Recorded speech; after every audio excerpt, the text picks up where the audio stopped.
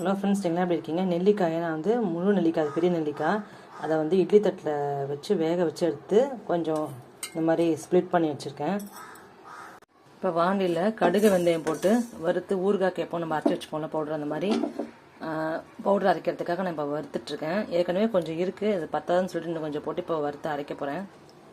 அதுக்குள்ளே நம்ம வேக வச்ச இந்த நெல்லிக்காயை மிக்சியில் அரைச்சிடலாம். நல்லெண்ணெய் இருந்தால் விட்டுக்கோங்க, இல்லைன்னா சாதாரண ஆயிலே விட்டுக்கோங்க.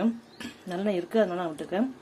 கடுகு போட்டிருக்கேன். தாளிச்சதுக்கப்புறமா கொஞ்சம் மஞ்சப்பொடி, உப்பு, கடையில் வாங்குகிற சில்லி பவுடர், கடுகு வெந்தய பொடி,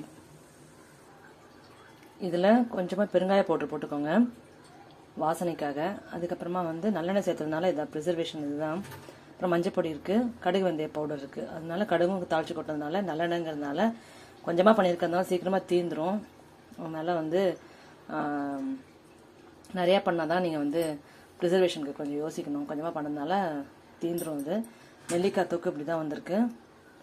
நான் ஏற்கனவே தயிர் சாதம் கஞ்சி வச்சுட்டேன். இதில் நான் என்ன பண்ணேன், மோர் மிளகாயை வறுத்துட்டு தனியாக தொட்டு சாப்பிடும்போது ரொம்ப காரமாக இருக்குது கடையில் வாங்கினது.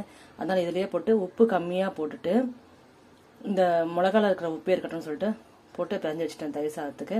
இன்றைக்கி ஏற்கனவே நான் போட்ட லெமன் ஊறுகாயும் காமிச்சிடுறேன். நான் ஏற்கனவே லெமன் வாங்கி வீட்டில் போட்ட ஊறுகாய் இது இன்றைக்கி தயிர் சாதம், அதுக்கப்புறம் நெல்லிக்காய் தொக்கு தான் போட்டு சாப்பிட போகிறேன். இன்றைக்கி இதான் லஞ்சு.